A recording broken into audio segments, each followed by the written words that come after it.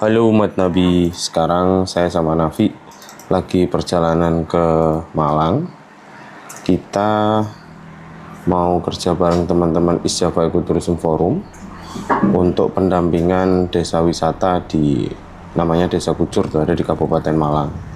Nah, kami dari Forum Jelajah Taman Bumi mau belajar dan menggali banyak ilmu pastinya tentang tata kelola desa wisata dan bagaimana kemudian kami menyikapi geopark, terutama setelah kami resmi jadi yayasan.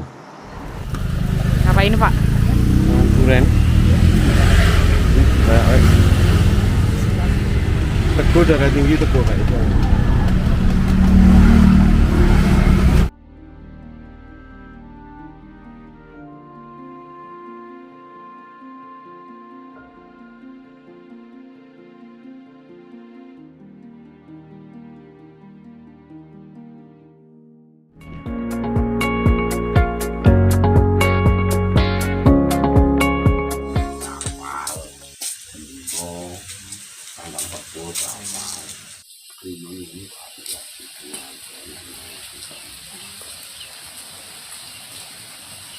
Desa wisata itu sekarang sedang bertumbuh. Artinya apa?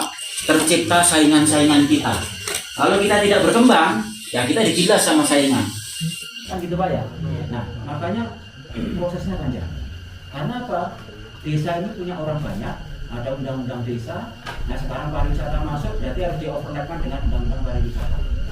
Covid lepas Covid ya, kami mengadakan pelatihan dan sertifikasi komando ekowisata di Hotel Ubud. Dari desa ini ada Ubud. Begitu.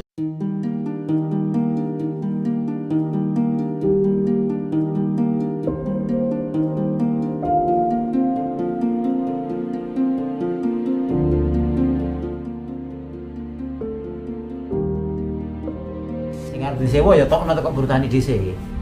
Anu lho ya. Nggih. Lah saiki iki disewa bertani. Lah ana wong nyewa, ya awak menyewa bertani. Jadi aku ngontrak omah, lah ana wong kate ning kos. Ya. Teman-teman Jabal sama teman-teman sini itu kalau 30 tenda lebih Pak. Cukup ya. Iya. Cuma ya terlalu full kalau 30 nanti nggak bisa lama-lama jelas tenda dah gitu.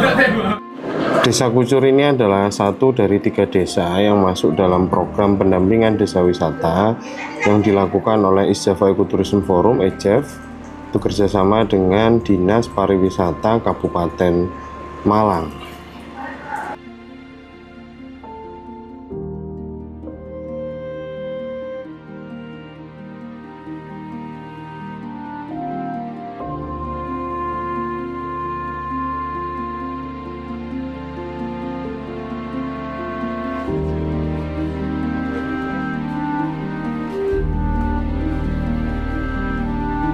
Wis ya, iki jenenge Combat Naufal Rodi. Iki sekretaris apa, Mbak? Pak Darwis ya? Humas, Mas. Humas Pak Darwis kayu Humas tangan. Pengembangan SDM. Wis ngawuri rek. Ngeri. Iki lanang wedok Pak Darwis kabeh iki, Pak. Iki sing wedok Pak Darwis apa? Pandean Trenggalek. Iki tahu viral arek loro iki rabi terus oleh hadiah tekan Sandiaga Uno perkawinan 2 Pak Darwis. Cinta pada pandangan pertama. Mas kata adalah tuh Pak menemukan. Guys, ini mesti kita selebrasi nih karena baru kali ini program desa wisata bukan hanya bisa meningkatkan kunjungan wisatawan, meningkatkan produk ekonomi kreatif, tapi juga melancarkan perjodohan. Ini Pak Darwis Malang dan Pak Darwis Trenggalek. Mana yang nikah tadi? Dapat diskon. Tapi ini sama saya free. Tinggal di Bobo Box dan Bobo Cabin di mana aja. Silakan. Bet, Iki dua-duanya juga melebu ADWI ya. Ya, 5 besar. Awakmu aku 75 besar. Lek sing Pandean itu 50 besar. tapi dua-duanya divisit menteri. Dua-duanya divisi menteri. Dua-duanya Cuma divisi tahunnya menteri. yang berbeda. Terus setelah ADWI apa terjadi peningkatan kunjungan berapa persen? 800, Enggak worry, 800% ya. 800%. Itu apa? Tamu biasa atau orang studi banding? Tamu biasa ya naik, terus tamu studi banding Tambah naik. oke. Karena kan kalau tamu biasa itu penasaran karena kampung niku ono apa sih kok sampai diparani menteri. Itu Ya. istilahnya. Terus Nah, akhirnya kan itu kita manfaatkan betul untuk ada istilahnya goreng menggoreng ya sekarang kan. enak. Nah, digoreng itu Jadi momentum ketemu strategi branding ya. betul ya. Terus mari ngono kemarin yang paling istimewa itu jadi kayu tangan itu sudah pada level membagi profit ya. Membagi profit ke masyarakat. Berapa yang dibagi?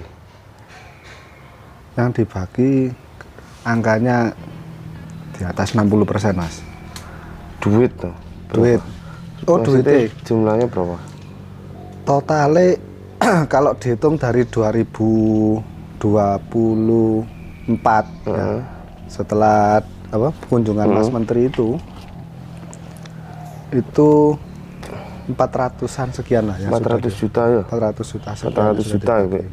Dibagi sebagai apa namanya? Social fee gitu ya. Social fee ke masyarakat. Karena kan kalau waktu belajar sama senior-senior sama teman-teman tuh kan yang kita gunakan aset publik kan. Aset publik. Ya. Jadi harus ada yang dikembalikan ke publik. Karena nggak semua orang menjadi pelaku wisata Ada penerima manfaat langsung dan tidak langsung. Tidak langsung. Istilahnya jari sing kuliah itu ono cost center dan profit center. Nah, itu. Asik. Ngono, jadi Iya, kira-kira cost ngono. center dan profit center sih mbok pahami gitu. Cost center itu orang yang Cost center. cost center. Tutup call center iki. Cost center. Cost center itu yang tidak langsung bisa bertransaksi dengan wisatawan. Kalau profit center itu Yang langsung bisa bertransaksi. transaksi dengan wisatawan. Artinya penyedia jasa langsung oleh duit. Begitu ya. Kalau cost center itu misalnya Linmas yang bantu kita untuk jaga keamanan, terus Ibu-ibu yang terganggu omahe diliwati wisatawan. terus petugas sampah sing sampah Nah, tambah sampah oke. tambah Itu kan akeh. ya tadi apa harus dipikirkan. Masalahnya kita pun juga pernah mengalami hal sing nggak enak di bom sampah ya tahu Mas di sekretariat itu. Itu. Padahal bukan kita nggak memikirkan, cuman kan Belum. step by step lah ya, merencanakan. Tapi sekarang sudah. Ya cuman- apa kamu iso konsisten loh, Bet. Maksudnya aku tahu kan ini bukan soal cerita kegemilangan setelah itu ya. Saat Kalau ini berbagi dengan kami yang harus masih yang pertama itu kayak kampungnya Dewi Mas yo. Karena kampungnya sendiri, terus ketika sudah rame, ya apa kon seorang awakmu dan teman-teman Mila dan yang lain delok definisi iki kampungku dhewe ku piye? yo kampungnya Dewi, terus kan kampungnya rame gara-gara nak wisata. Lah, lek gak melok diurusi apa diopeni, awak dhewe mek iso ndelok tok.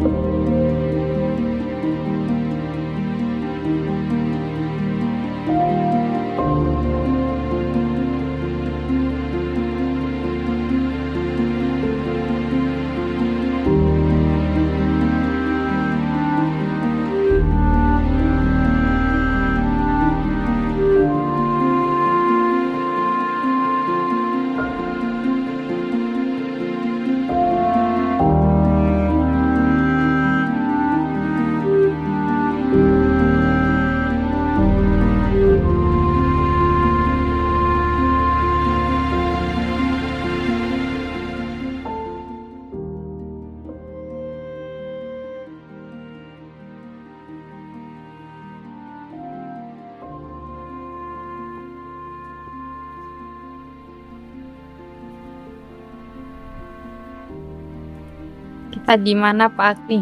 Yo, ini di perempatan Kondang Merak, Balekambang ya. Ini CLS, bukan kita CLS. CLS. Dulu tuh ini di namanya warung Bahmul.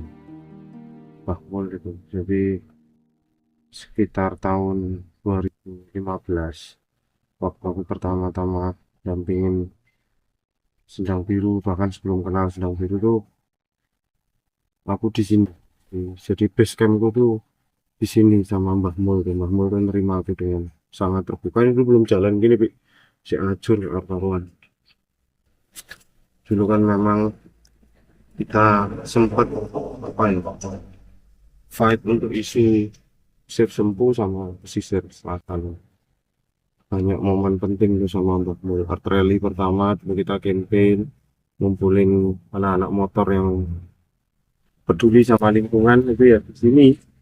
Base campnya di sini Mbak Mul, tengah malam, bahkan ada momen aku digoleki wong Hutani yang ngelindungi aku itu ya Mbah Mul. Jadi beberapa, mohon maaf dalam tanda kutip, preman tuh judinya di sini, di warung sebelah sini. Dua warung sebelah sini mereka ngomongin nyari aku, tapi mereka nggak pernah ketemu aku. Dan aku di sini, Mbah Mul kasih kabar itu ada orang-orang perhutani. Aku ke situ, aku sama mereka nongkrong. Jadi aku nongkrong dengan orang yang sedang membicarakan aku, goleki aku, tapi gak ngerti sopo. Itu pada saat pusara konfliknya Sendang Biru lagi nemen-nemennya. Terus dulu aku dapat info juga soal penggerbekan di sini yang kemudian teman-teman Balekambang juga ditangkap polisi, itu dituduh menguasai lahan tanpa izin. Ya di sini pusat informasinya tuh di perempatan ini, di perempatan itu. Siapa aku mereni saiki Mbah Mul gak ono aja. Wis pirang tahun? 2 tahun, 2 Mas. tahun. Iki Mbak iki ben dodol nang ngarep. Ya, Sekarang terus nih Nggih. Mbah Mul. Timbang nganggur. Iya, di rumah Mbak. Iya. Ini Mbah Mul ku anak-anake nang Bali ngono lho ya. nggih. Bali ono sing nang Australia barang. Iya, di Australia. Mbah Mul ku anake ono sing rabi bule apa kok. Heeh. Anaknya jadi kabeh, bapaknya di sini. Banyak aku ketemu toko-toko wong sing kasarannya tuh hidupnya wis malang buana nang kamane. Tinggal di pinggir-pinggir hutan, buka warung, memulai slow living. Salah di sini Mbah Mul. Tadi tak golek no artikelku soal Mbah Mul, aku pernah menulis soal Oke. Oke. Swargi langgeng Mbah Mul.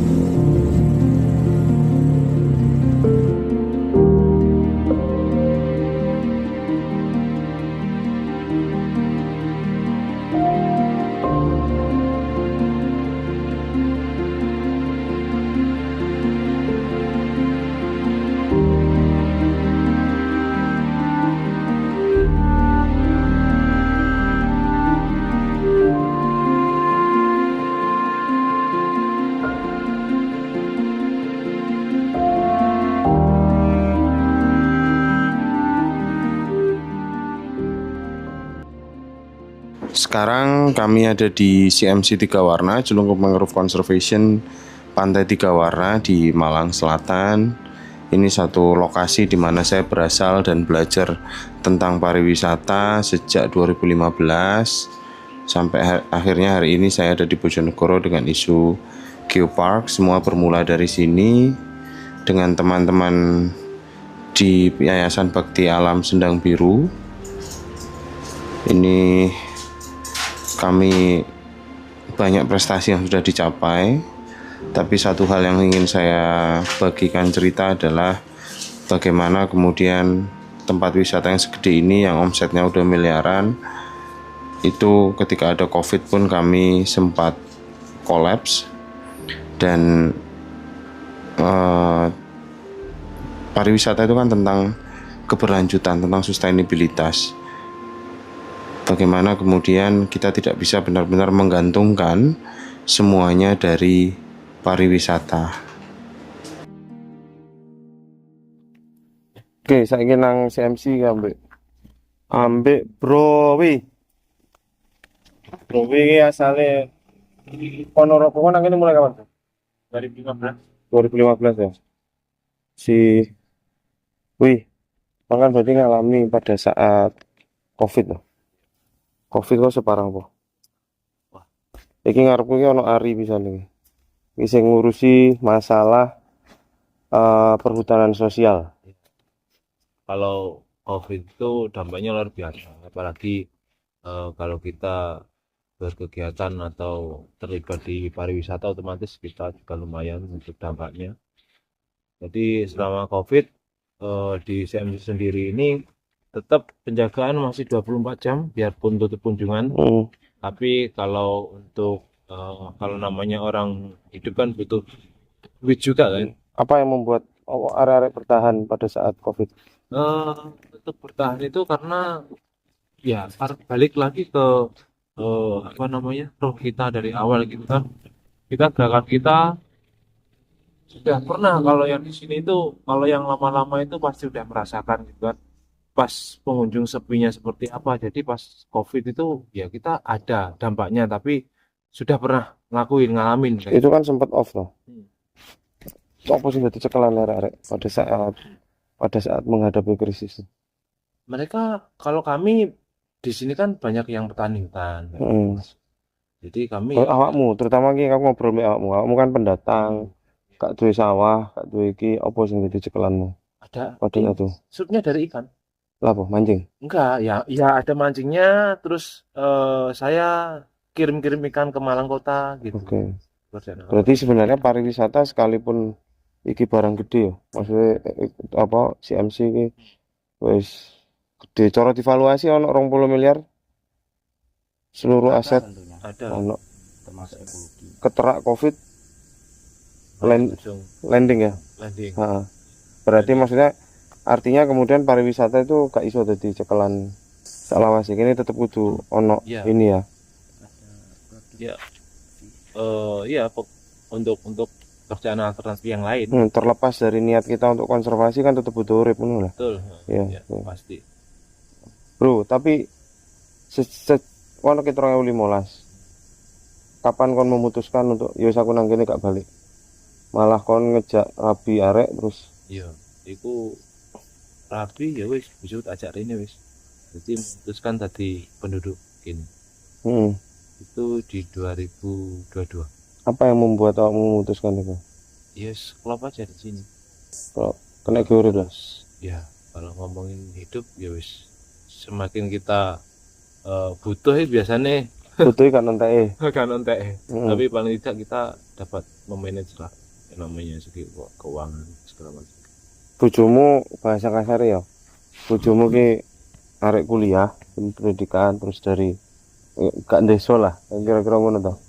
Terus mbok jak urip nang desa. Ya. Awalnya yo mesti ono kayak jet lag ya mas. Iya, iya. Pasti ya. Karena awalnya kan kehidupan dia memang Hmm. beda di kota sama yang di sini. Heeh. Cuma setahun pertama itu pasti ada jet lagnya, tapi tahun kedua sudah mulai Menikmati. tertata menikmati. Jadi wong gini. Heeh. Desa yo umumnya desa yo apa sih kan Iya. suasananya kayak ini, tapi ya menikmati ya. Ini parameter paling anu iki. Bojomu wis melok kumpulan PKK apa durung? Nek ibu-ibu weh. Iya, nah iku ciri-ciri ini bojoku bisa kan ngono. Begitu melok PKK berarti ya wis menikmati deh. Wis duwe circle wis apa? Koncone lah nang kene ya. Koncone wis akeh soalnya. Nek Heeh. biyen tahun pertama itu kan memang jarang duwe konco ndek iki. Heeh. Tapi lama-lama kenal Iko, kenal si A, si B Heeh. dan sebagainya malah mulai nyaman. Iya, ini soal resilient. Jadi aku mau kan ngomong tuh sebenarnya ngirim pesan soal resilient, soal daya lenting ketika terjadi krisis ya. Iya. Nah, saiki mari ngono aku critakno sing soal Didik juga nyimpen duwe sapi, duwe Oh duwe iya. anu. Nek kaya Kan dia salah satu contoh yang berhasil pada saat Covid itu. iya, heeh. Didik juga sama pendatang dari Ponorogo. Iya. Semasa COVID sebelumnya memang dia lebih primpen nyimpen uang. Jadi uang yang dia dapatkan dari sektor pariwisata dia belikan untuk hewan ternak. Jadi otomatis kan ada kelanjutannya tuh. Belikan hewan ternak yang mungkin yang kecil atau lembu lebih muda kayak gitu kan. Nanti lama-lama di rumah.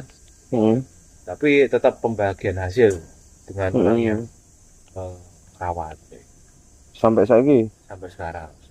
Kan iki cekelan pas Covid kaya. Akhirnya kemudian terus juga muncul tren konco-konco ternak. Jadi termasuk ternak sapi, ternak babi, ternak Kambing gitu kan ya karena gara-gara COVID gitu ya mungkin ada dari untuk ketahanan pangan sih sebetulnya. Iya, iya, heeh. Ini kan soal pariwisata itu akan ada masanya terguncang ya. Betul. Terguncang. Jadi kita harus kesadaran investasi itu wajib ya. Itu penting gitu. Oke. Sip. Nek saiki tantangan apa? Pengunjung pasti turun lagi. Kalau Musim mulai ini jenuh. mulai turun gitu kan nanti ada masanya ya paling ya mau tutup mulai rapi lagi biasanya mau akhir tahun. mau tutup. Tapi kalau dibandingkan dengan sekian tahun yang lalu pasti trennya turun lah ya. Jadi tahun 2000 kalau dari data lo ya, tahun 2015, 16, 17 itu top trennya kami di 60 ribuan pengunjung per tahun. Sudah pengunjung per tahun 2016 17. 2016, 17. Covid di 19 itu kita starting di 20 ribu per tahun, naik 30 ribu, sekarang stand di 40 sampai 40 ribu. Oke. 40 mentok 40 ribu tahun. Tapi sekarang yang datang program dalam bentuk program konservasi. Salah satunya banyak program yang datang dan Melihat kita sebagai kawasan konservasi, bukan lagi sebagai tempat pariwisataan sih kan. betul. Heeh. Itu. Karena kita punya value ya. Saya kira iki wis menguasai Miyawaki. Apa ya? Ada lagi Mas di Gawaran juga pas semasa COVID itu lebih aktif di apa namanya di ini Ngapain di? Oh, digoreng. di terumbu karang juga Mas. Apa itu? Untuk menata untuk terumbu karang yang kemarin itu Program atau? program kita sendiri. Oh, program kene dhewe. Oke. Kita sendiri tapi lama-lama ada Malah ono sing tuku. dari universitas seperti UNER. Pakai diving, aku ingin jaluk pakai diving ono wong Sulawesi takon. Jare kok bro. Iku dari Safari Tour. Kemarin Safari Tour aku lagi tourism industry meeting terus mereka minta tak cuci profilnya mereka minta pakai diving. Jadi sekarang divingnya di sini bukan hanya untuk diving tapi soal terlibat dalam konservasi MPA ya, Marine Protective Area. Ya. Adopsi terumbu karang. Oh, saya ada program adopsi terumbu karang. Jadi seperti yang kemarin nih dari PT Yusan terus Universitas Erlangga Surabaya itu. Jadi kan dia terlibat di konservasinya langsung. Maksudnya mereka bikin rak besi untuk sebagai media atau menyiapkan bibit untuk ditransplant. Dan mereka mau mentransplant sendiri, bukan cuma ngekei duit untuk kita transplankan gitu ya. Jadi kami juga ono laporannya Mas. Volunteerism. Oh, oke. Setiap 3 bulan pasti kami laporkan untuk pertumbuhan. Dari rambutnya dulu dong. Dari rambutnya. Udah Madep muter-muter balik ya. Oke, seret. Oke, jadi saya salah satu pemandu yang ada di destinasi ekowisata CMC Tiga Warna dan setiap pemandu yang ada di sini tuh selalu membawa gitu. Ini namanya cangklong. Kalau orang yang nggak tahu dikiranya ini tumbler. Kayak orang kolosal ya, tumblernya dari bambu. Jadi kalau dibuka, ini nanti fungsinya kayak gini. Nah, di samping, nah ini udah ada 3 udis. Biasanya nanti lomba nih. Banyaknya udisnya berapa ya? Ya nemu di jalan atau punya wisatawan. Nah, itu tadi. Terus destinasi ekowisata CMC itu apa? Ini ada salah satu posternya. Di sini kegiatannya healing and learning. Jadi ya liburan, ya belajar. Bisa wisatawan berkegiatan seperti canoeing, trekking dan snorkeling yang ada di Pantai Tiga Warna. Ini beberapa aktivitinya. Tapi sebelum masuk ke sini tentu akan ada beberapa aturan.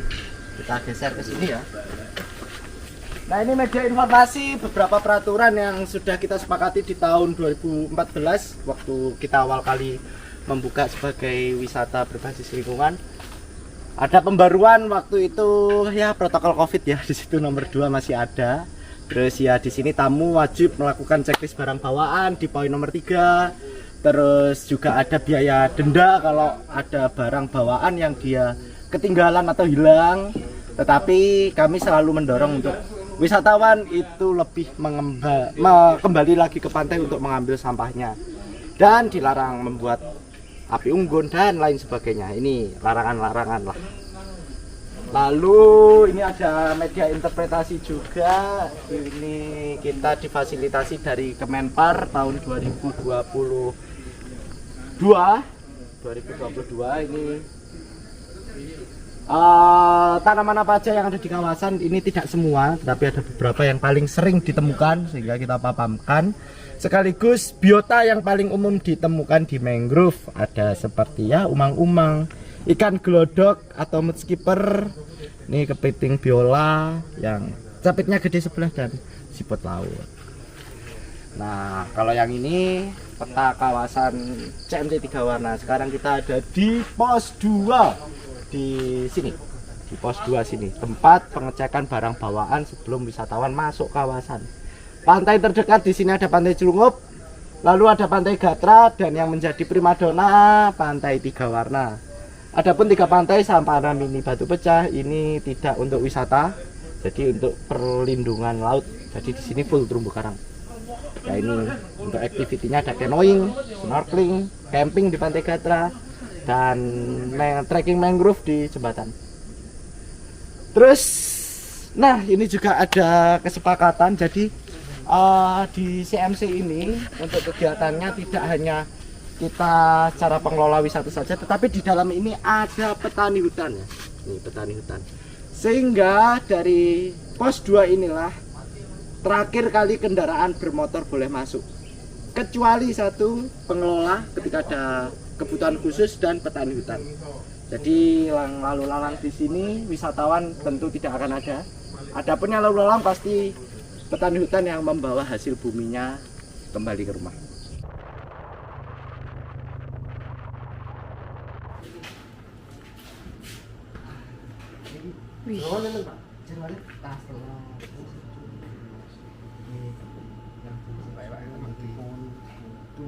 Tuna mawon, tuna.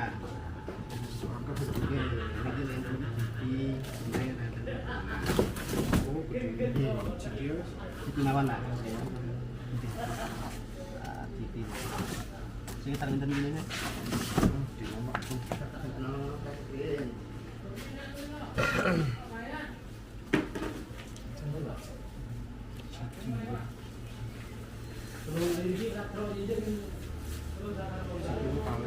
Ini kali gigi.